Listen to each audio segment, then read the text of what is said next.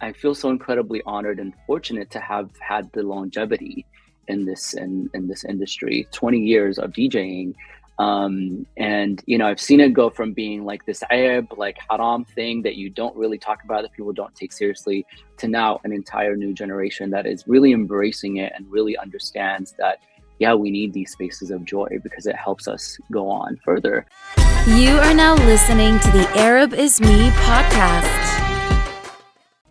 Ahlan wa sahlan, ahlan wa sahlan. Welcome to the Arab is Me podcast, the podcast that reminds you that being an Arab is not just where you're from, it's about who you are. Ahlan wa sahlan. My name is Saidra. I am your host of the Arab is Me podcast. So happy to have all of you. If you don't remember this show, you need to start subscribing. You need to start adding yourself and liking everything that we're putting on social media. So please go and do that. Please don't make me ask you so many times and how many times you make me say, and then you say, inshallah. Please just go and do it right now. We have a special show for you today. We have a brother here that is doing tremendous amount of work. He is originally Iraqi, and he is a DJ that is not just any DJ, by the way. This is not just the guy down the street at the hookah bar that waits for Thursdays to come around. This brother is doing some big things, thousands and thousands of followers. He has been producing so much emotion at the parties he goes to, whether that means he has to come around the turntables and do some dancing himself, or he has to kind of bring energy. Over the last 20 years, he's been bringing amazing music to the Bay Area and beyond. He does everything from the kind of smaller, intimate things all the way to the mega clubs. This brother is doing amazing work, and not just any kind of work. The work he's doing is an art form, wallahi, because he has to remember so many different genres. I have seen him do online Arabic, Spanish, top 40, Indian, Persian. Wallahi, if any language I'm sure out there, he probably knows the top 3 or 4 hits. I'm so happy to have him because, as he says, and I agree with this, he really is a bridge between cultures that is built through music. So I want to go ahead and welcome him into the show. We'll bring in DJ Ahmed. How are you, bro? Assalamu alaikum, marhaba everyone. Alaikum assalam. We don't have the pam pam pam, but we have. I got you. Both will do. I'll take both. Yeah. Well, welcome to the show, DJ Ahmed. Welcome to Arab is Me podcast. We really appreciate you being here. I especially am excited to have you because, as a performer myself, I very much value someone's ability to have to read audiences and kind of put on a show. And I have seen a lot of the work that you've been doing, and I've become very quickly a big fan. And my wife has already said, how come this brother was not at our wedding? And it created problems for me. But I told her, look, inshallah, we'll have some sort of 10-year or 15-year and we'll bring you. So welcome to the show. Habibi, I would be honored. Tell her I'd be honored. I'm booking my flight right now. I don't even know when it is. I don't even know when it is, but I got you. Thank you so much for the incredibly kind and warm intro. And I'm so grateful to be here with you. I've also followed your career as well and seen all the incredible things that you do. As you mentioned, as performers, our biggest focus is to bring joy to our people and bring a sense of levity, and we will do whatever it takes to make that happen. So I appreciate all the artistry and all the work that you've been doing as well, Said. All right. No, I appreciate that. Thank you so much. We start every episode with the same question. We can say, alhamdulillah, it's good to meet you, and smile for each other. But people who get this question wrong, it's very tough interview for me. So I'm going to put it to you very, very straight. This is like Arabness 101. Double check here. I wanna ask you about, which is, my family is coming to your family, and we're there for a dinner. I need to know, DJ Ahmed, I'm sure the music will be good, but I need to know what's on the table. Yalla, hit me with it. I got you. So I'm incredibly fortunate to have a mother who cooks like nobody's business. As my friends here say, she puts her foot in it. My American friends. Um, I and so don't. you've I've never never heard heard that that before. I've heard that. First time I heard that, I was like, "Wait, that's for us. That's disgusting."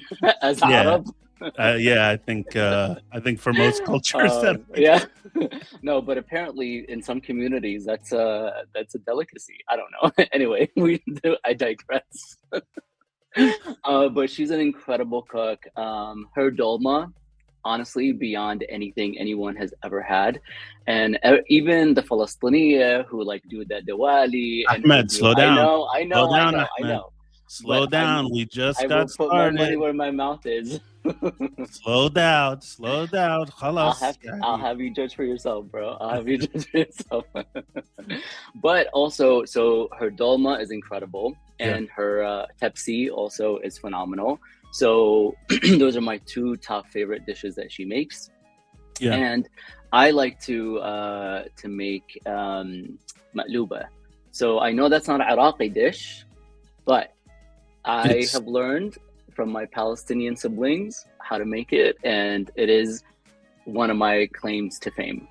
okay. All right. Yeah, Well, yeah. we know when we go out to the Bay Area, we have some tests for research purposes, of course, to Only. do.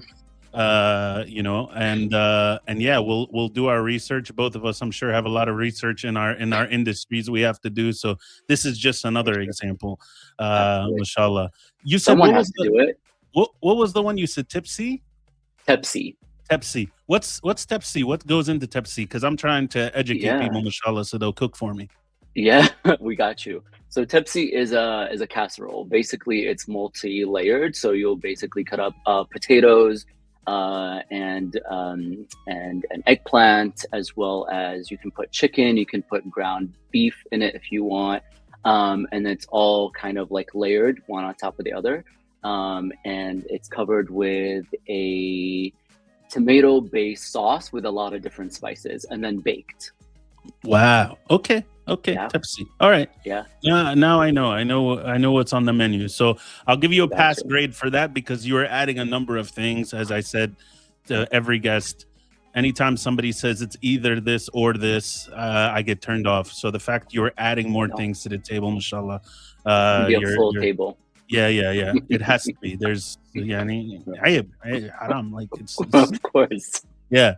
But tell me, Ahmed, what brings you from Iraq, if you don't mind me asking, Mhm. story wise? Tell me what brings you from Iraq to the Bay Area Mhm. to be a DJ.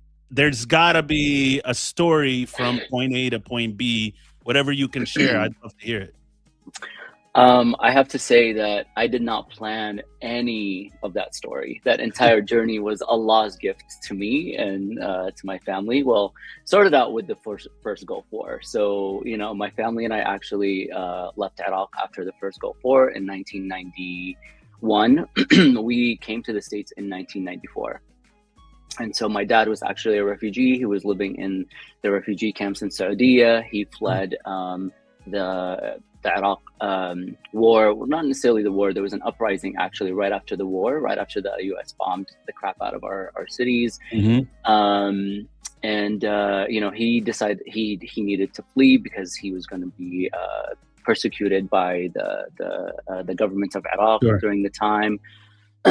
And so, for about 2 years, we didn't know where he was, what happened to him, if he was captured, if he was dead or alive.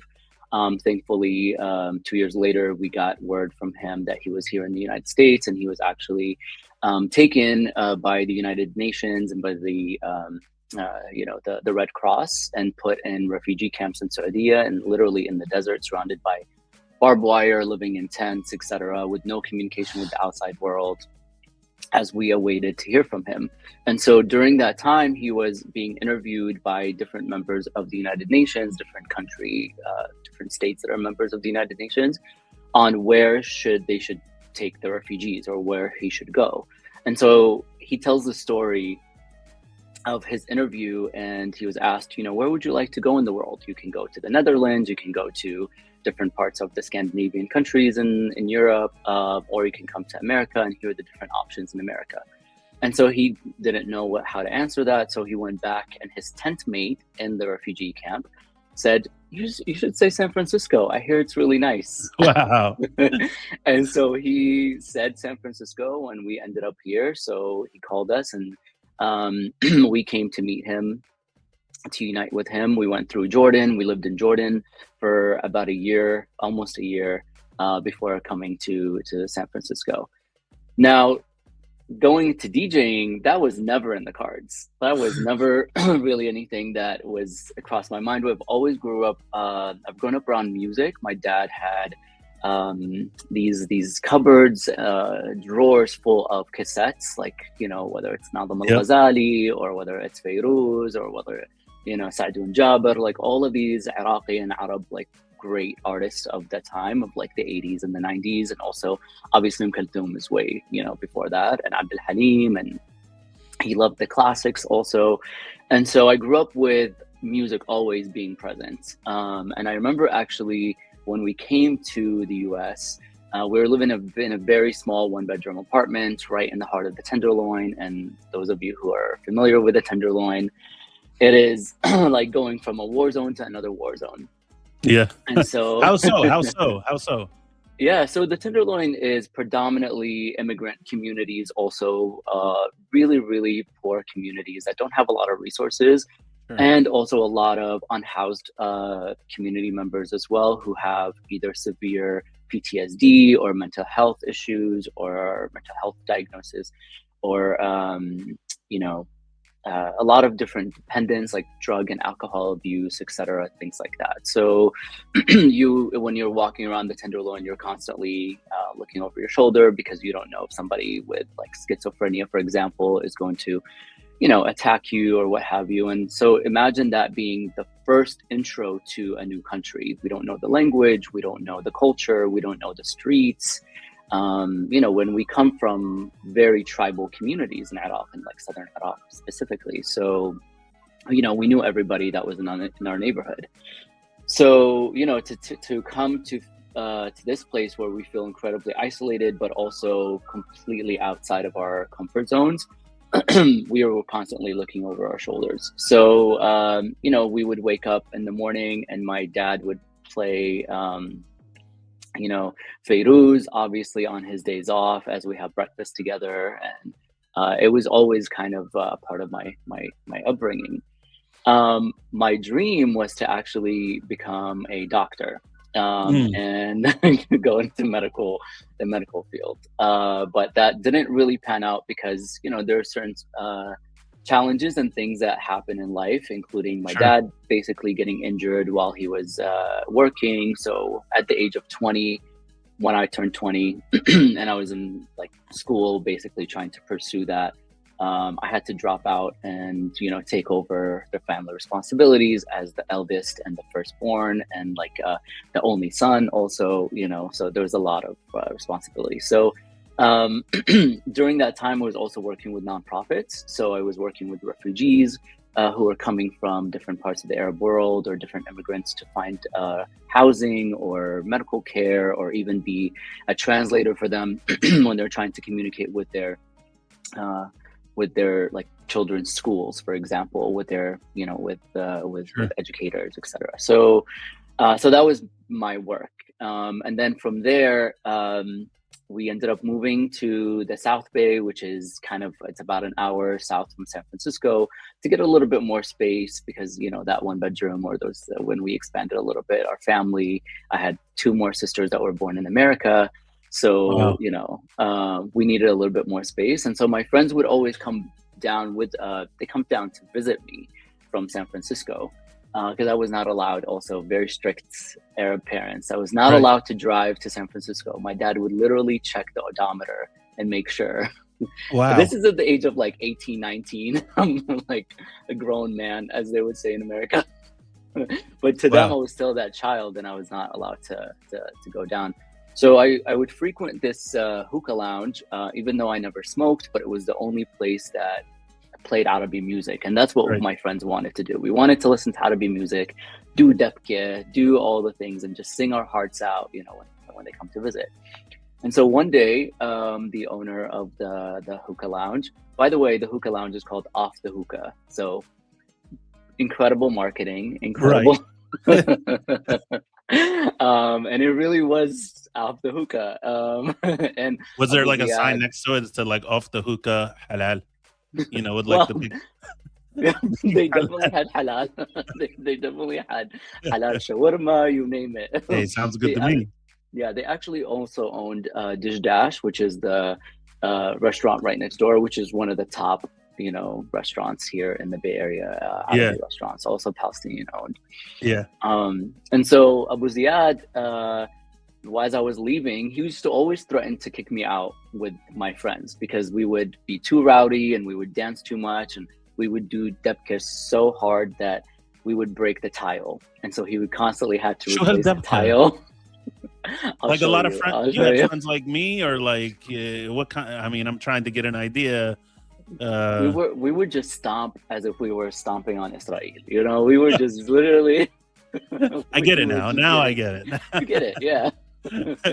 So one day as I was leaving, Abu Ziyad says, "Hey Ahmed, do you wanna DJ for me?" And I was like, I was looking behind my shoulders. I was like, I think you have the wrong Ahmed. I've never DJ'd in my life. And keep in mind, I used to sneak my Walkman radio into my bed so I can listen to English music because I was not allowed to listen to English music. And I used to always hear how incredible DJs were. And I always thought, that could never be me. This is crazy. I can't believe that these people do this to the music, and it's just so creative and so impressive. And he said, no, come through. I bought the equipment and try it out. If you like it, we can start the next weekend, Thursday, as you mentioned, Thursday, Friday, Saturday. You can be our resident DJ. And so I was the resident DJ for 3 years. And that was, my intro to music also was through my Spanish speaking community too, that was based in San Francisco. And when I moved out to the South Bay, I got a little bit more integrated with like the Indian community, Pakistani community, Afghan community, Iranian, etc. So there was a little bit more there. So yeah, that's my journey. That's an incredible journey thus far. Yeah, when you were mentioning the thing about the Arabi tapes and stuff like that, I definitely have some memory about that. And to be honest with you, performers of all types, I had kind of mentioned this to you a little bit offline. Like, I have found over the years, I've gotten very close to a lot of the local DJs and even a lot of the local sound guys and just people who get involved with like the I guess you could say the operations of events and things like that. Because I always found that we had a common thread in that we were quite often the people who didn't necessarily get credit for how everything ultimately went for the night, but we were the ones really hustling to make it happen.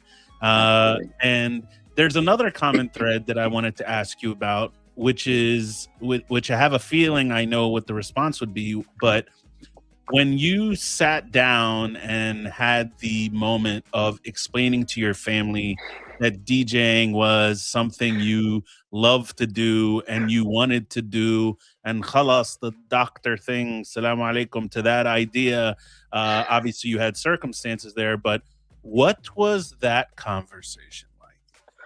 Ooh, that was, I'm laughing because it's taking me back to that moment where I was working up the courage to tell my mom first, because my mom is the reasonable one in the family. She's the one that I can say something to, and her immediate reaction may be la, but then I can, I know how to get to her softer side. I can give her more information. I can provide her with, the things that she needs to hear in order for her to feel a little more comfortable with an idea. Right. So And the those way things are, here's how I can make money. yeah, Here's it's I guarantee your mom wasn't just like, does it make your heart feel good, Ahmed? That's what I want to know. moms yeah, yeah, moms have the if then statement. If you can make yes, al-ad, yes, then exactly. I will support it, ma'book. Yeah, exactly. But well, the crazy part too is that this was I was making like $60 a night, which is not anything. Like, for 4 hours of of work and DJing. I like it wasn't really anything to write home about, right? But you're But young at that point, right? You're young at that yeah, point. So you're saying, but if I can do 12 nights a week times that math. yeah, that young person math where you're like, hold on, I can go to 12 hookah bars this week, and I can go to 16 events, and I can DJ Yeah. mornings. Yeah. No, the imposter syndrome was insane actually, because I was like, I can't believe they're paying me to play my favorite music.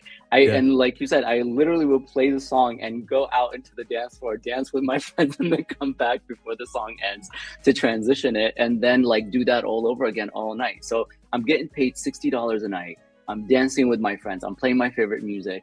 I'm meeting new people. Also, I'm being introduced to new cultures and new music. Like what more could I want at that time, right? Yeah. So Just what hold on, Ahmed, hold on. yeah. I have to keep cutting it because until you're forgetting details from the story that the Arab need to hear. Because guaranteed what I'm about to say, because it has to go one or two ways. Mm. You said you're getting $60 a night, but you weren't spending anything on what you and your friends were doing, or the owner was the kind that says, "Halas is you want to have something to drink or eat, alena," or Yeah. are you also in the red? Because when I started performing and they'd be like, "We're gonna pay you $100," I'd spend 70 on nachos and chicken tenders. So these economics Yeah. weren't real. So were your Yeah. economics the real 60 or before charges? They were real. I gotta give it to Abu Ziyad. He Okay. took care of me. You know, the falafel was free. It was like also he's like, if you want argila, if you want hookah. I was like, I don't smoke, so I'm just here for the vibes. Any, you know, they Wallah, had coffee, bro. they had it was I just Wallah, bro. whatever you need, bro. Wallah. Alayya, no Exactly. problem. Exactly. Yeah, he took really good care of us. So Sure. I was really, really happy to be in that environment. And he also just gave me creative like control too. So, and he saw that people were driving for 2 hours, like from Fresno or from Sacramento, you know, to come and be there. There was like a line around the corner. Also, they started charging cover charge at the door. So, you know, they're like, Ahmed, keep doing what you're doing. We'll take this falafel because we're making the bank. So what, back to your question about my Sure. conversation with my mom, you know, I said to her, I said, Mama, she knows I go to this place because also like, that's the other thing. Like my uncle worked next door at Dish Dash. The head chef was our childhood, you know, friend also. So we knew like the community. They knew and it was also 5 minutes away from our home. So it was very like a safe environment for like a protective Arabi family. Sure. And so I said, you know the lounge that I go to off the hookah. She's like, uh-huh. I said, well, they offered me a job, and all they want is for me to just press the button and play the music. That was my explanation. And she said, Yani DJ? And I was like, well, how do you know this Wow. word? I was like, my Rachel was like, how do you know this word? She's like, I know. And she was like, don't tell your dad. I'll tell him myself. I said, okay, good. So, Oh, so you know, a that's few minutes. serious. Yeah. So she's like, don't tell him yourself. I'll tell him myself. So my dad, of course, his sanctuary is the garage. So he is sitting in the garage, you know, smoking, and he's on Facebook and doing Arabi Baba things. Yeah. And so, you know, I stood by the door, but she was, you know, in the garage. So That's the lion's den, basically. The Yes. lion's den. Like Exactly. Exactly. Many have entered, few have exited. Very few have exited, especially when it comes to ideas. Few ideas have exited. Yeah, That's yeah. where. And so she said to him, she said, you know, so Ahmed got offered a job at the Gila lounge that he goes to. and they just want him to press the button and play the music. My exact words. And he says, "Yani DJ." Oh, wow. Her reaction was, "How do you know this word?" Man, I hope there was like a backstory that was just like, come to find out, my dad in Iraq, He was, oh, like was a bouncer at a club, or something crazy. No, I don't know where he found out, but they knew the words, and they knew that I wasn't, I'm not a smoker, I don't drink, and so I'm Right. just literally going there, and there are hella people, as we say in Cali, there are hella people there that are watching me. So Right. there's really nothing that I could do, so it was fine. Yeah. And I will tell you that, again, very similar parallel here. In starting in comedy, it's a lot of comedy clubs, and comedy clubs are very much like a scene that my parents would be like, shoot, are we lost? Why are we going downstairs in this dungeon in New York City? I just saw a rat run by, like, what are we doing? And I'm like, no, they pay me when I go down there. And that's where the money is. Exactly. This is where I'm gonna go. I'm gonna go make that money. One of my very first shows, they gave me playing cards, like an ace and like a 5, and I was like, excuse me, we're playing cards? Why'd you give me 2 cards? And they said, that's your payment. You take it to the bar and you can order a soda or alcoholic drink. And I said, that's what I'm getting paid? I don't even drink. Wow. And so I was like, I performed tonight for 2 Pepsis. Wow. And that's what it is. That's what it is. But I think when you do it for the love of the craft, also in the beginning, you start to realize, like, your value comes later on. You start to realize, okay, that you actually really want to do this because you really love this. And a lot of times when we start out and there really isn't money in the industry or in the space, because everyone kind of looks at you as, you have to earn your keep, or you have to prove your skills, etc. But that's, I definitely don't want to do that to other performers. I'm building my own party series, and I want to make sure that every single artist and DJ that comes to play at my events gets paid equitably, gets paid exactly what they're worth. And there is a little bit of like the philosophy of like the grit, and you build the talent, and you build the skill. But I don't really. I think when you pay people what they deserve, you actually encourage them to pursue it further, and you help them realize that the system is actually set up to take advantage of them, really, because the club owner and all of these other people, they are making a lot of money off of this performance. And to your point earlier, that something that really resonates with me, as you mentioned, is having to understand the business, or having to understand all the operations. So we are sound engineers, we are techies, we have to understand how the acoustics work, we have to know how the feedback works, we have to know how the soundboard boards work as well, and we have to also read the crowd also, and figure out like, what if something is not landing, how do you pivot from that, how do you bring them back in, and also the marketing aspect of it, the business aspect of it, how do you track your expenses, there's just so many different things when you're like a one-person show. Yeah, and I will tell you that one of the biggest misconceptions that I think takes place within if we can call it music entertainment, live music entertainment, whether that be a band or a DJ, and I know there's very major differences here, but there's also some similarities in that the difference with a DJ is that you're not paying a DJ strictly based on what they're doing for you the night of. You're paying them, just like a comedian in some ways, for all the work they did before they showed up that night, because you can't just show up to a place and not know what you want to play, do the research on those particular artists. Like, this is years and years and years and years of not only experience, but also knowledge that you're collecting. And Absolutely. sometimes I feel like, especially within the Arab community, that DJs are very much like the people who hit the button, and the Mm, comedians are the clowns, mm, and so I'm curious from your perspective, especially based on everything you mentioned about making sure people are paid the right way, and so on.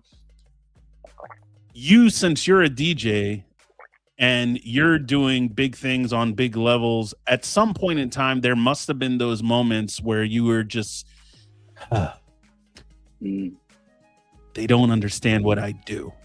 mm. Yeah. When did that moment happen for you where you felt like this is not going to be just pressing buttons? Yeah. And how did you handle those moments? Yeah. Great question. I actually, after being working at that hookah lounge for 3 years and being their resident DJ, they decided to basically pivot and expand the restaurant next door. Even though it was, phenomenal time, people, they were, It was off the at the hookah. It was height. off It the was hookah. off the hookah. Exactly. Exactly. And so, I thought this was great. This was fun while it lasted. Now I'm going to go into, getting a real job. And so I started to get into tech. And so my best friend, actually, Sharif, who is one of my, favorite people in the whole wide world. I always tell him he's the brother I never wanted, but I have. We have. Oh, okay.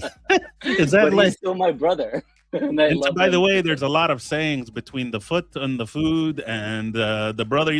And into, I don't know, the Bay Area, what's going on out there. But I listen. I've made my own language also. So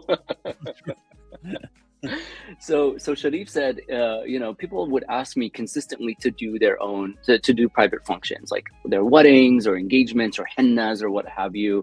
And I always was against it because I was so afraid. I was like, I'm a fraud. I just love to dance and I love the good music, but like to be responsible for somebody's big day, that's a huge, huge responsibility. And I don't think I'm up to that, taking right. that risk and ruining somebody's big day. And so he said, Ahmed, you're good. This is what you need to do. I'm going to buy the equipment and I'm going to get it shipped to your house. So this is when the internet was just, so you can just start to, like, the e-commerce thing was just happening. maybe like 17 years ago. And so he shipped all of that equipment, put on his credit card, and he's like, pay me whenever you can. Wow. And so I started doing these smaller, and then even then I was like, people are going to figure out at some point that I'm a fraud and they're going to stop hiring me at some point. And that never came. It never really came. And that imposter syndrome happened for so long. And it was persistent for so long. And then I realized, like, I actually, not only am I really good at this, but it brings me so much joy. I'm the guy who will cry at other people's weddings. Yeah. Like my clients, because I spend the time to get to know them. Yeah. I like to have a consultation ahead of time. And that moment that you asked about, like, oh, these people, they don't know what I actually do. That the only time that happens is during the first call. If they're like, hey, our budget is like $600, but why are you charging $3,000? Like, this doesn't make sense. That's when I'm like, oh, you don't know what I do, right? But my actual clients who have seen me at different parties or different events and weddings, a lot of my business actually is word of mouth, or people who, alhamdulillah, like, our community is incredibly tight knit, even though we're across the country from each other. Our community is tight knit. I mean, you and I have some mutual friends as well. Right. We haven't met in person, right?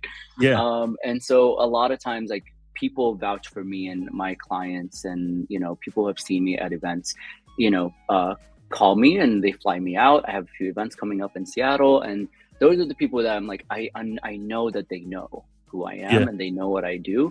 And there's a level of education that I have to do, that I'm responsible for during that first call with the client, because more often than not, this is somebody's first time planning a wedding.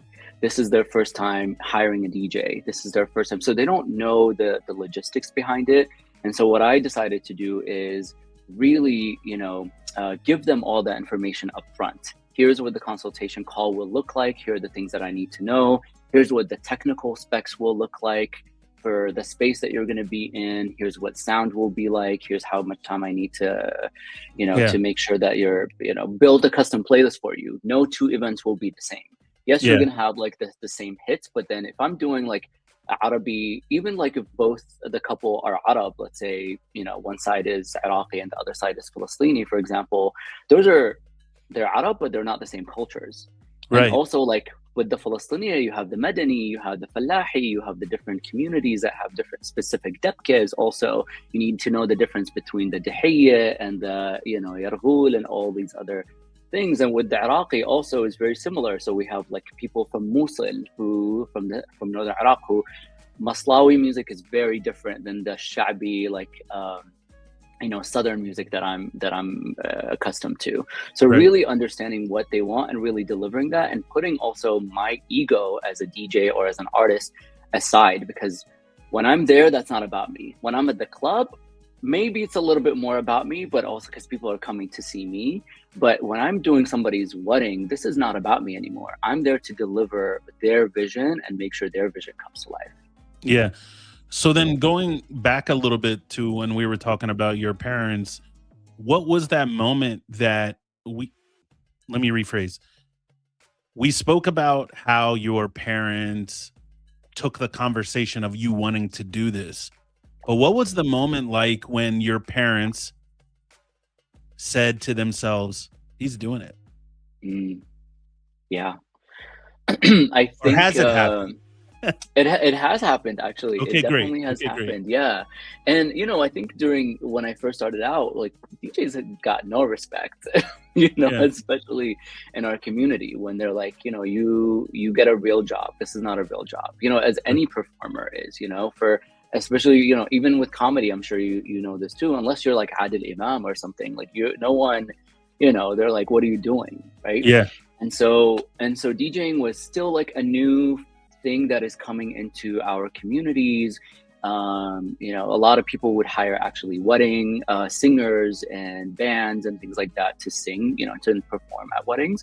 So DJing was still becoming like a brand new idea. It took a very long time because I had like also a 12-year career in tech. So DJing was always like my side job. Right. And it was fun. It's my creative outlet where I can go and dance and have fun and like be with my clients. But it was also still a lot of work and required a lot of time. But when I'm in the event and the music is going well and everything's going great, like then I'm just, the adrenaline is at an all-time high. And so I think a few times my mom's friends would want me to DJ their kids' weddings. And they're like, we want Ahmed, but we also like nistahi, where we don't want to ask him directly. Can you ask him for us and all this? And I think once we got the approval from like the community, kind of, I mean, we still had some religious community members who were like, this is haram, this is aib, what are you doing, etc. But we had, a lot of other people who were like, okay, we need this when we get married or when things happen. We want to throw the weddings that we used to throw back in our countries. Now that we've been here for 30 years, like, khalas, we're done doing these small little gatherings in like our living rooms, to celebrate a wedding. We really want to celebrate and like live. And so that's when I think my mom like saw me in action also. And now she actually pushes me and tells me to get on the dance floor. Oh, wow. Yeah. She's like, go lead the chobi or come join them. So how is that for you being a DJ, knowing music is haram? I'm just kidding. I'm just kidding. Yeah. I mean, wow, that just took a turn. I'm just kidding. I actually had somebody ask me that at a performance that I did in New York City one year, and they were like, "But انت سعيد, you're pretty much يعني كيف أقول لك embarrassment to Islam." And I was like, "No, I didn't. Did somebody tell me that? No, I didn't. I don't. Nobody ever said that before." And they were like, nobody has told you? I was like, no, I didn't. Was there an email that went like wild? That's so wild. but jokes aside, like, Yeah. you know, that's got to be heavy at some point where there could be some people in the community, like you said, no matter what you do, it's not good enough. It's not Mm, like, you know, big enough. Like you could yeah. own a store and be Yeah. ruthless with your prices and rip people off all day long, and it's like, mashallah, Yeah. he has Hmm. nice store. But if you're a Yeah. DJ, people are going to question, not so much, I know we're joking, it's not so much Hmm. like halal or haram, but for you as a DJ, Yeah. you know, there must be people who question their perception of the Hmm. lifestyle. Hmm. And what has Absolutely. that been like? Absolutely. Yes. Beautifully put. Oh, you gave me a heart attack, but you redeemed that really quickly. You revived me back again. No, you're so right. I think I actually had my own negative perception of DJing and music and clubs and all of that for a long time, because we're raised to believe that these places is or where the devil is, and shaitan and munkar and all of the haram things and Yeah. all of that, and like there's this really beautiful concept of like choice. I think Yeah. that is really is huge. And once I started to realize, like, I don't need external validation. Right. Like, I'm good where I am. I know me and Allah, alhamdulillah, we're good. I'm doing what I need to do. You know, I don't necessarily like. Also, judgment is really, that's one of the sins too. So if you're judging me based Sure. on what I'm doing, like, you're also committing your own sin. Or if you're talking about me, you're backbiting behind my back. You're actually taking some of my sins, as a burden onto you. So Right. you're helping me out there as Yeah. well. So there's this double standard, or this like picking and choosing, like, what is haram and what is halal. To your point, the person who's price gouging at their store is very different than the person who's you know playing music at a club, right? Right. Right. And so, my perception also of these environments was that, you have to be, drunk and belligerent in order for you to be at a club or at any of these parties, or even drugs have to be involved, etc. And alhamdulillah, like, I don't drink, and I have no judgment against, those who do, because at the end of the day, I don't know. Here's the other beautiful concept that we have in Islam too, is that you can repent until your last breath. Mm. You have the option. Like, this is how generous and Kareem Allah is, right? And so who am I to judge you based on how you live your life and what you decide to do, and commit and acquire a lot of those sins, right? When Allah could easily forgive you on your last breath, Right. so there, having like that concept really freed me. And so Yeah. now I look at all the people who, my ops and all the haters who who want to, that tend to be at the masjid sometimes, Yeah. Yeah. or like, this is, wagging their finger and all this. Like, let's actually talk about all the sins that you're committing in your own life. Let's talk about those things. Like, none of us are perfect. And we all have our own relationship with Allah. And one of the beautiful things about faith is that, especially in Islam, is that there is no intermediary. Like, this is basically, is you have a direct relationship with the Creator, and only Allah knows what your intentions are and what's in your heart. So it's not my place, and it's not their place. Right. Right. And I also think that um really at the end of the day, you can only control what you can control, right? Hmm. I very much am a believer that there's the two areas, area of influence and area of concern. Hmm. And a lot of people live in area of concern, which is Hmm. just why, Lish, who, for Hmm. what, why? Like, if you Hmm. live there, I'm sorry. You need to Hmm. live in your area of influence, like kind of stay in your lane and do what you need to do, help others if whenever they need help. But khalas, other than that, Yeah. kind of like, move on and let me do what I do. Plus, it's not like Ahmed, you're sitting here saying, yeah, but side 20% of my OnlyFans goes to. We're not talking about something ridiculous, thing. Yeah. We're talking about somebody who, quite honestly, is a Yeah. big deal. I know when I Yeah. got married, Mhm. originally there was question on like music, wala ma mash music and debka and mash debka. Mm, By the end, it was like, guys, this is just how it's gonna go. Like right. we people can be classy and all that, but like this is a big deal. Hmm. And it's the big day, as you said. This is a wedding day. People want to have a good time. They want to enjoy Hmm. themselves, and that's part of the reason why I don't actually do performances at weddings anymore as a Hmm. comedian. I did it once or twice. It Hmm. doesn't go well because people aren't there for me. They're there to Mm. dance and have a good time. They're not there to just sit and listen to someone. Yeah. And even if they are, and you probably know this when you get those long bride and groom speeches, people are like, Hmm. "Khalsona, يعني إحنا خلاص." Yeah. Like they're Yeah. probably yelling at you in the back room, Ahmed, turn on them, ya khalas. Let's Oh. let's, Oh, let's I I get that all the time where they're like, okay, we're ready to dance, but I'm like, oh, but the timeline, and we have like these other things that have to happen first. I'm so like, so yeah, you're absolutely right. And just knowing, I think just being aware that we deserve spaces of joy also. yeah, yeah, Our lives are so so so so challenging, and alhamdulillah, we are fortunate. We have our siblings who are in Iraq and Palestine and Lebanon and Yemen, who are even in Iran right now, that are going through it, right, in Sudan. Um and we have to carry that also. That's a part of our day to day, right? We are constantly watching the news. I mean, we all, I'm sure, grew up watching, flipping back and forth between CNN and Al Jazeera, right? Like right. back and forth constantly. And so this was our upbringing, and so we've carried these things, and our identity has been questioned. I mean, I remember, after 9/11 and all the things that we needed to do. And I've always wanted to be visibly Arabi, visibly Hmm. Muslim, like in these areas. I never shied away from being, who I am and where I come from. I was always really proud of my country and my people and my community and my faith.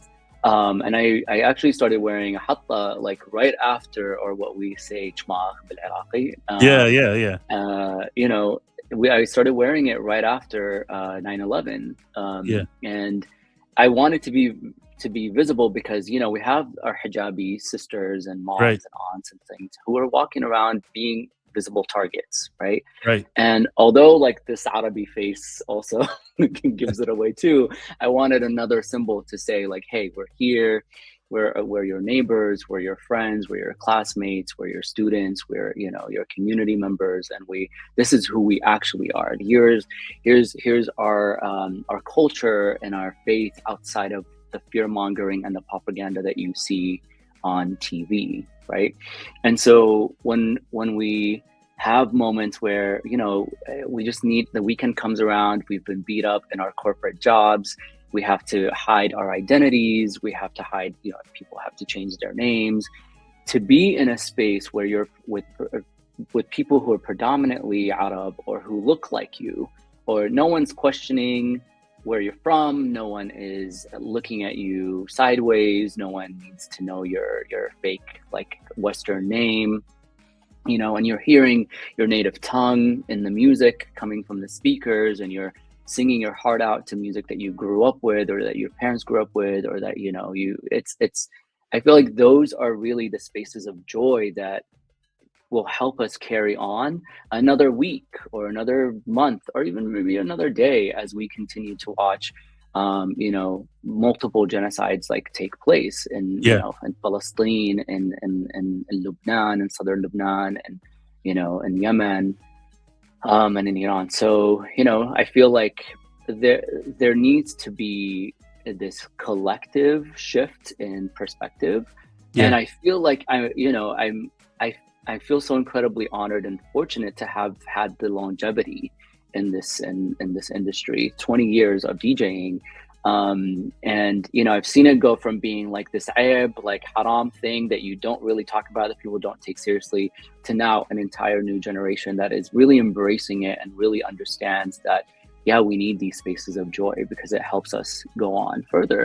And I'm sure for you also with comedy, like, when we see you, or when we see other incredible comedians on stage, I know you had Reem Aidan also on the podcast, and Yep. she's one of my favorites. Also, Reem, I want to be your friend. Please be my friend. I want to be your friend. There's some Iraqi connection happening here. Yeah, we have mutual friends, and no one has introduced us, even though I've begged them to. But anyway, yeah. You bring me that dolma you're talking about, and we'll make it happen. I got you.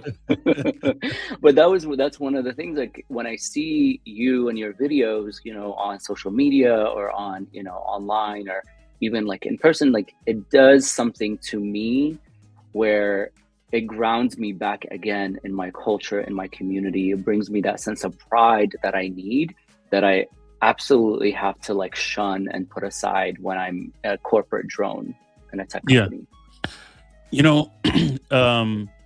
There are a lot of people out there who are from the Arab community that are looking to be entrepreneurs, and they're looking to be people who invest in themselves, but they're worried. They're worried about the perception. They're worried about the grind. They're worried about, is this going to work out? They're worried about, how am I going to ultimately support others? Quite frankly, if you're not a great DJ doing great, you may struggle to even find somebody who will want to marry you, because that family is going to come and say, hey, I had it, comedian, I don't know, oh, DJ, I don't know. Oh, even chef, I don't know. Like, you got to be like, you can be a really bad doctor, but you got to be like an epic, entrepreneur in order for that to feel safe for people. And I think that scares a lot of the people in the community from wanting to climb that mountain. And part of me always wants to say back to them, our families never had a plan B. They always made plan A work, even if it shifted. It's in our bloodlines that we're survivors culturally, that we find a way. And so I love for you as a DJ, as somebody who has thousands of followers, who has done hundreds, if not thousands of shows and events, as somebody who has had to say to themselves every day, this is what I do, time to go to work.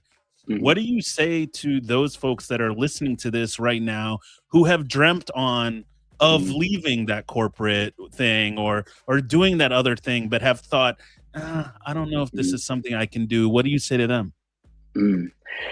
Ooh. Wow, that's a big one. Yeah, you're so right with the the perception of whether it's finding a spouse who actually, or a family that will accept your creative journey, even like actors and all of that. Sure. One of the things that really resonated with me is this story that was basically shared at the masjid, where this doctor came to an imam and he said, I want to quit my job and I want to become an imam because I want to worship as often as you do. I want to dedicate my whole time to worship because I want all the thawab and all the hasanat and all the blessings that come along with worship. And if I'm basically doing my day job, I'm not able to worship as frequently. And the imam said to him, he said, whatever you do that is in service to humanity is a form of worship. So everyone has a role to play in providing relief, to provide joy, to provide, healing, whatever it is that, you have talent. It's going to offer something to someone. And so it's going to be important to someone. It's going to relieve someone. And so I think one of the things that we have to let go of is the external validation. What is the community going to say? What are they going to blah, blah, blah, all these things. They're going to praise you and they're going to chase after you once you reach that level of success that is approved by society. But once you let go of that, like you're going to be free to do whatever you want. Also, the other thing is there is this false sense of security that corporate jobs have. I live in California. It's a at-will employment state. So yes, you have the 401k. Yes, you have the medical, insurance. Yes, you have the fancy title or the prestige that comes with working for this company. But the reality is that they can drop you instantly without a reason, without even giving you a reason. It could be a part of a mass layoff. I mean, we've heard of all these companies that have spent billions of dollars, wasted billions of dollars on investments in AI and have completely flopped. And they're like, yeah, we let go of maybe a third of our workforce, and now we have to hire back, right? So they can drop you, and there's this false sense of security. But you also have to think about how much money you're making this institution. You're making them so much more than what they're paying you. Yes, you may have a nice salary and you're living a great life and all of that. But if you invest that same level of effort and talent and ideas and the creativity into your own thing, imagine what that's going to look like and how much that's going to pay off in 5 to 10 years, right? There's also this concept especially in show business where they talk about how it took 20 years to become an overnight success. Right. That's a really huge, prophetic concept, if you think about it, it really takes so long for you to actually do the work, put in the time, before people start figuring out who you are. And sometimes we say no to ourselves before people say no to us, because we allow our fears and we allow all of these external noise to really cloud our judgment. So I constantly support, artists, especially DJs who, people always ask me, they're like, oh, I want to become a DJ. I'm like, please become a DJ. Please do it. There's no competition. I feel like there's literally what I bring to the table in my artistry and my music taste, etc., is not going to be the same as the other DJ. And so we can literally play the same song in very different ways. And there's going to be an audience for that. And then there's going to be an audience for this, right? And so the idea also of competition comes from this scarcity mentality where there's only a finite amount of work or amount of events or what have you. And if somebody else comes in, then I'm not going to have anything, right? And my thought is, well, why don't we all build something? Why don't we just all build something and, and see and create more spaces for other DJs, other up and coming Arabi DJs who want to, who want this experience and who want to pursue this passion, do it, right? Yeah. Yeah. No. I hope that answered your question. Yeah, no, 100%. And if I can borrow your knowledge then for one follow-up to that, because this is a classic question that I hear is, let's say you do bet on yourself and you become a DJ, or let's say you do bet on yourself and you become lighting and sound at events, or an event planner or a wedding planner. The hardest thing for our community to do is write that invoice and have the guts, quote unquote, to charge and to stand behind your price and say, this is what it costs to get me to do what you need. And I would love to hear if you had any early struggles or continuous struggles with that. I feel like I never got rid of that struggle. I would love to hear if you have had struggles with kind of setting the price that you feel you're worth, standing behind it, and clearly communicating that without sliding in an apology before and after you say the number. Absolutely. Yes. Again, it comes with the imposter syndrome, right? That's the other thing too. I remember when Sharif first bought me the equipment and shipped it to my house, and I started booking events. I kept thinking of how expensive weddings are. It's like, a wedding dress is going to cost this much. The tux is going to cost this much. I was really stressing out about how much my client is paying for their own wedding, the wedding that they chose to have and spend money on. So I was like, I don't want to be another huge expense that's going to break their back. So I started charging people, I think it was like $400 at the time. And I kept it like the same across the board. I don't care if it's a wedding, because sometimes people have different tiers. If it's a engagement, if it's a henna, it's one price. If it's a wedding, it's another price. So I was like, no, I want it to be the same across the board. I don't want people to feel like I'm gypping them just because there's another added title to the event. I DJ'd the henna party for Hanan Rashid, Khalto Hanan. I have to give her a huge shout out, because she was she like gave me the confidence that I didn't even know I needed. I DJ'd her daughter's henna, Nadia Rashid, who is now actually the Palestinian ambassador to Mexico. And so after the end of the party, she said, Ahmed, I know you gave me this rate because I'm your khalto and you love me, but you need to be charging a lot more. You're really good. She said, charge 800 for an event, and which is double my rate, which is like crazy to me. And she said 800 for like a henna or an engagement, and maybe 1200 for a wedding, but you should charge more. And so from that moment I thought, wow, that's going to be such a huge, she's like, don't worry about people, if they want you and if they want the quality that you bring, they're gonna pay. Right. And so it took somebody else to actually see that in me to give me that push, because I was in my own way. Right. And then eventually I started having conversations with other clients where I know that I'm going to build the value up front, and I'm not negotiating on my rate, because a lot of my business is word of mouth, and because of my social justice work and a lot of my community connections. People talk to each other. They're gonna be like, hey, I saw Ahmed at your wedding or your event. How much does he charge? I want him for my event. And so if I give them a different rate than I give you, then they're gonna feel slighted, right? They're gonna feel like I'm trying to cheat them, or they don't take me seriously. So my rates are exactly what they are for everybody. It doesn't matter who you are. It doesn't matter what the event is. I do have like added fees if I'm traveling, but that comes with the territory, right?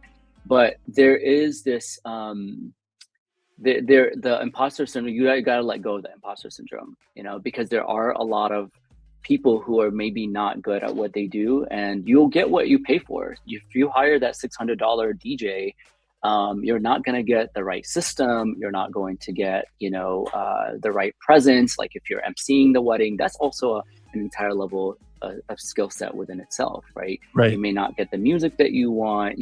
There's so many complications. And I tell my clients sometimes that you don't want to find out the day of your wedding.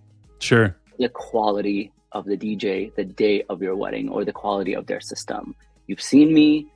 You've heard, other people tell you the quality of what I bring to the table, and I'm building a custom playlist. I'm getting to know you. I'm making a very curated experience for you. So this is my business. And actually someone said this to me when I was working this sales job and one of the many hats that I wore.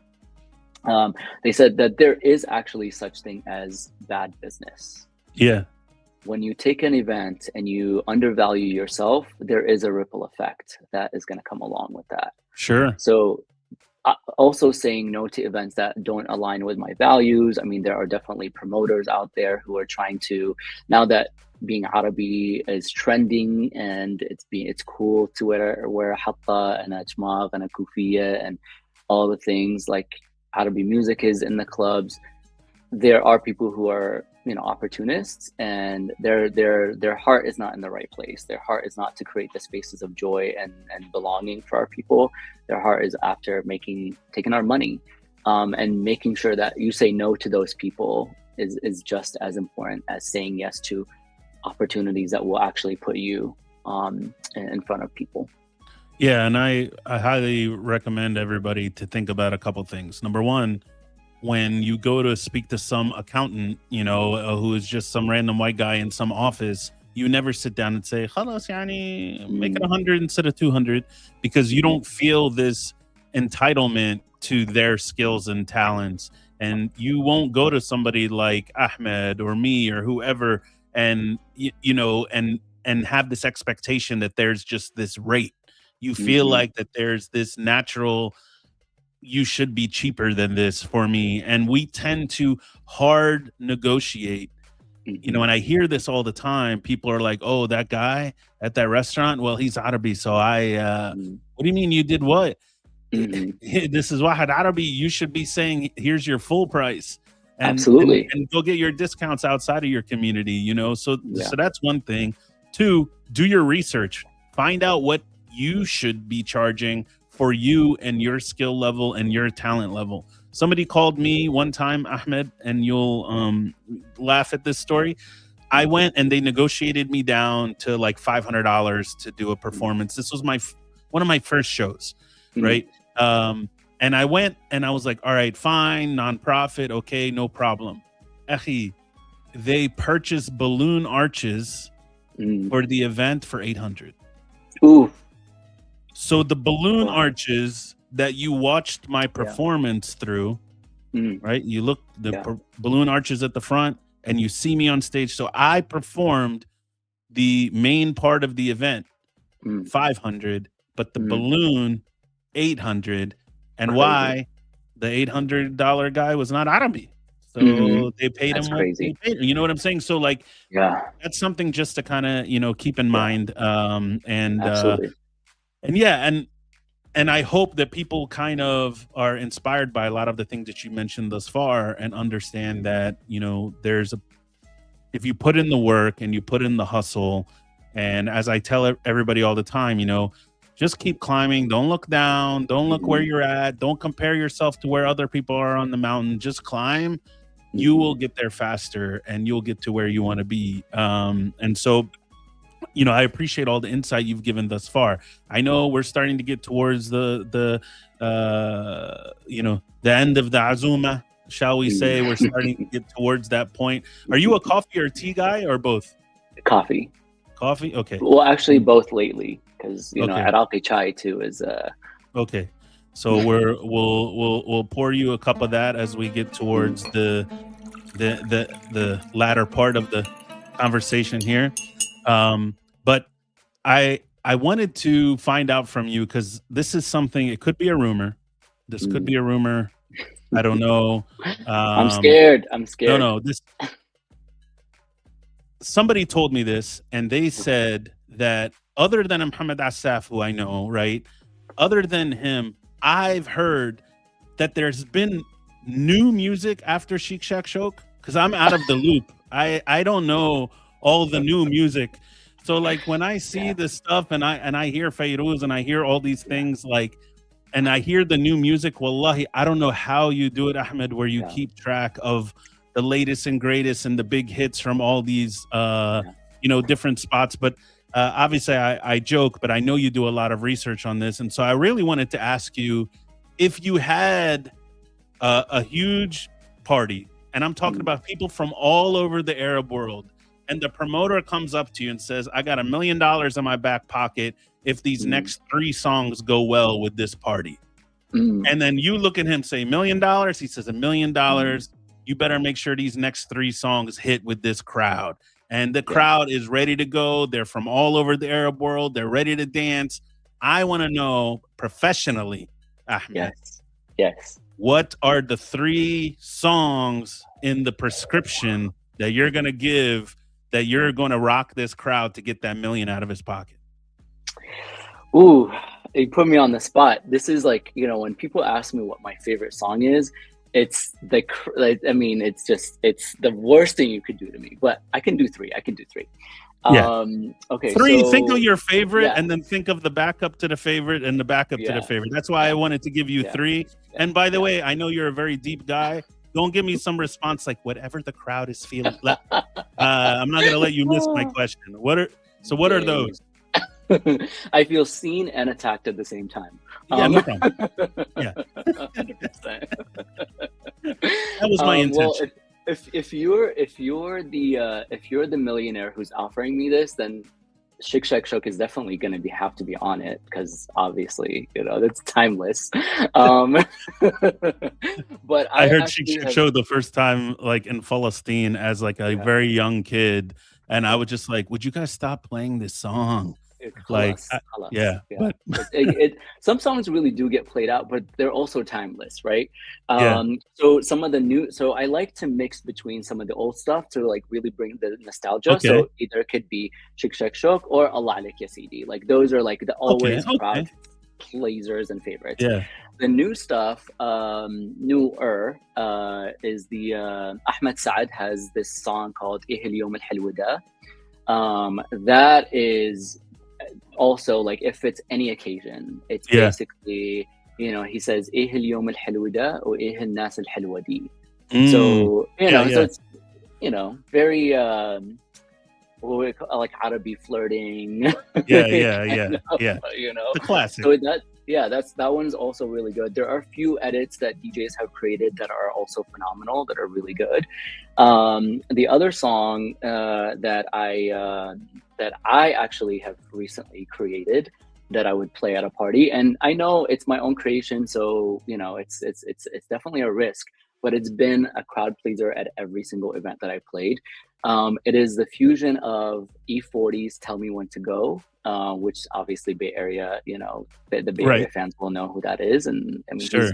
he's also he's also national and international, so he's huge. My mom right now is like, هذا بروح على Home Depot ولا ايش هي هذا Yeah, E40 هذا he's like, هذا tell me when to بحطوا go. that's at Costco بحطوا فيه زيت زيتون Yeah. E40 بتذكرها. Yeah. Yeah, go ahead. Exactly. Right. WD-40. Yeah, E40 هذا هذا الاكزit بيروح على نيو جيرسي. Yeah. But go ahead. So I fusioned that song, the beat of that song, which is very iconic, with Allah Alik Ya Sidi. Okay. Sorry, Sidi Mansoor. Okay. Mansoor. Okay. So okay. Allah Ya Baba, Salam Alik Ya Baba. So those two merging together really like created this very like, it's an Arabi yet like hip hop like vibe where like it speaks to all of our identities, those of us who like grew up in the diaspora and grew up around like hip hop music and stuff. So those would be my three, and I guarantee you I'm walking out with that check. Okay, you getting that, Millie? Okay. So before we get to the Al-Bab portion, I want to do this kind of quickly here. Just wanted to ask you, is there a song though for you specifically that like immediately takes you home, immediately gives you the fondest memories, tough or not tough? What's that song for you? Yeah, there is a song, an old song by this Iraqi artist called, his name is Yas Qadar. And the song is called Marrena Bikum Hamad. Okay. To be honest with you, I have no idea what a lot of it means. It's just all. But that's why it's beautiful music. Yeah, it's beautiful, and it's like, he says, "مرينا بكم حمد وإحنا بقطار الليل وسمعنا دقق هوا وشمينا ريحة هيل."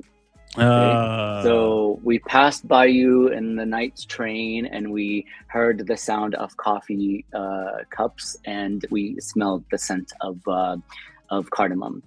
Yeah. So it's very like nostalgic, because this is what you feel when you go to somebody's home. They serve you the qahwa, with the hell in it, and that's a lot deeper than some of the other songs now over the last decade, like Bous El Wawa, Abstarshu.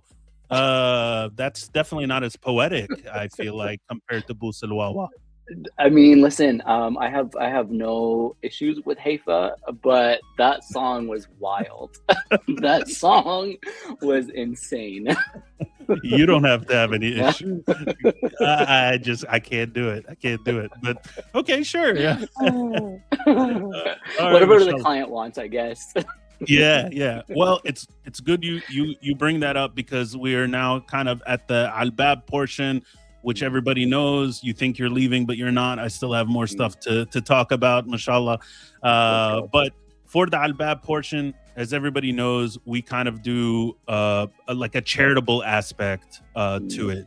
You chose an organization called Pre-Health Dreamers. Tell us about why you picked that organization. Yeah, so Pre-Health Dreamers is an organization that is near and dear to my heart. actually know the founders of the organization. Wow. And so the role of the organization is to create opportunities and connect pre-health candidates with a lot of resources, basically. So and it mainly it's called Dreamers at the end because of the Dream Act that Obama has created, which is basically focusing on undocumented community members and those who have DACA, who don't necessarily have a pathway to citizenship just yet, but they're incredibly brilliant and they're incredibly aspirational, and they have so much to contribute to society. And so this organization basically is a place where those individuals can go and find resources, maybe connect with mentors, connect with figuring out a pathway into pursuing careers in healthcare.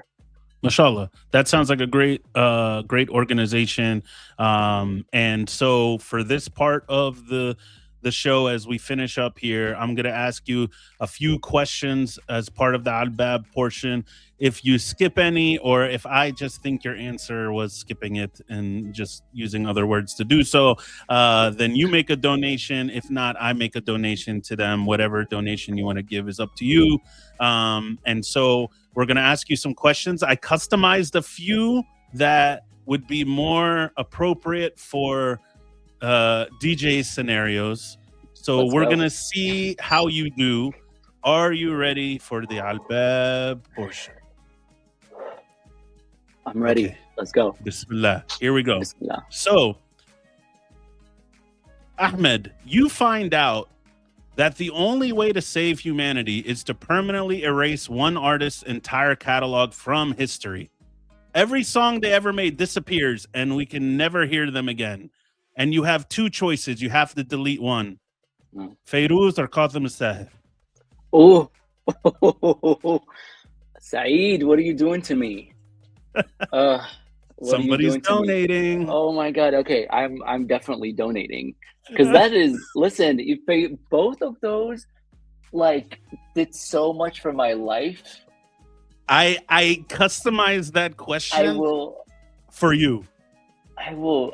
I mean, listen, my Iraqis will literally murder me if I say Qasim al-Sahir. Not even the Iraq, like everybody will.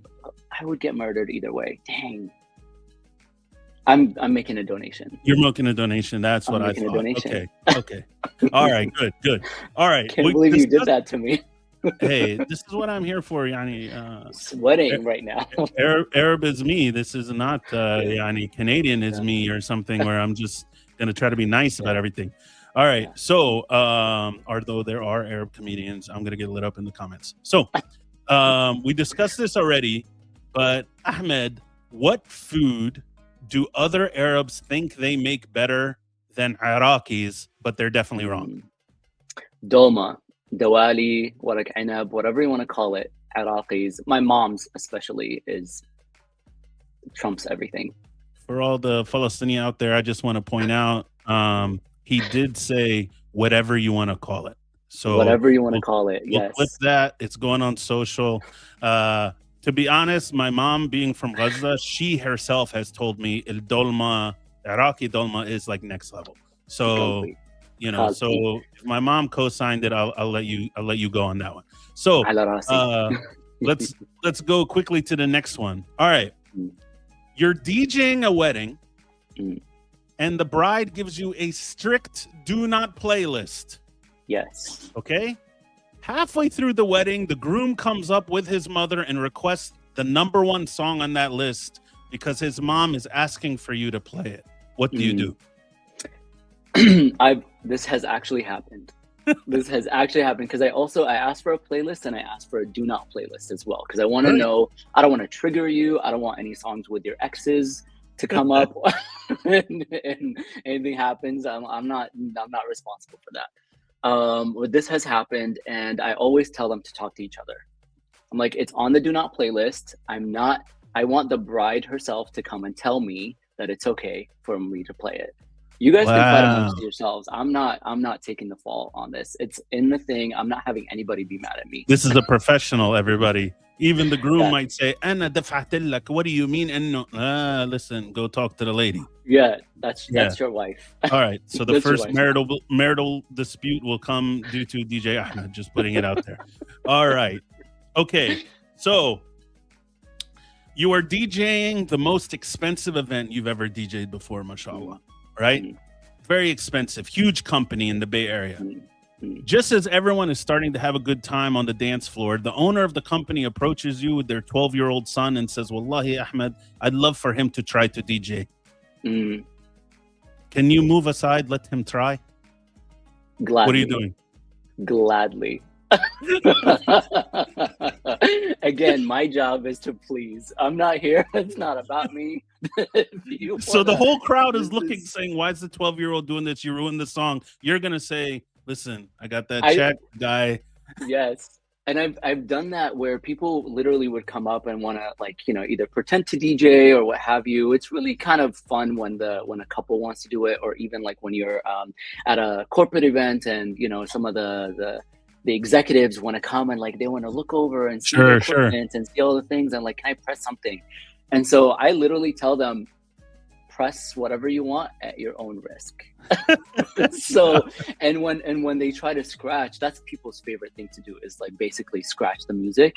And when people just look at me, everyone just like, you know, breaks their neck looking at me. I always point to them. I always throw them under the bus. I'm like, that was them. That was not me. All right. I'm not. we're gonna go try a little rapid fire here. I heard into the truck, you like dancing at the you know, to your own music. Okay, good. So then you know good dancers when you see one. Yes, okay, absolutely. So let's remove Iraq from the list because I don't want to make you biased. Yes. Which country in the Arab world has, in your opinion, the best dancers when you see them at parties? Who's the best? Egyptians, hands down. Wow, hands down. Hands down. I'm sorry. Hey, the guy who was doing Depka on the tile just said hands down. Got it. Okay. This guy's friends with Amani? Come on. Oh my goodness. Not anymore. Not after this. Egyptians, hands down. Okay, great. All right. With that being said, if you can, and I want to see if these are the same, if you can only DJ one country's music, again, we're moving Iraq so you don't get in trouble with the Iraqis. Yeah. If you can only DJ one country's music and their singers for the rest of your career and you had to let go of everybody else, what would that country be? Egypt, the same. Okay. Again, so we're seeing we're seeing a trend here. You have the classics and you have the new stuff. I mean, how many Arab artists have gone to Egypt to sing باللهجة المصرية, you know, in their Egyptian dialect to be famous? I mean, it's a no-brainer. These are easy. All right. Okay. Well, then here. Okay, khalas, I'm going to give you a couple then that would be interesting.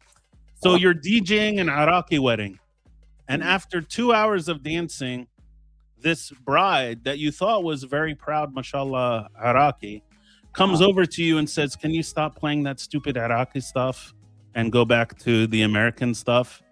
What's your legit response to what she says? I'll be very offended. I'm going to be very, very offended. I may give her a crazy look, but I will do exactly what she wants. It's her wedding. It's her wedding. It's not about me.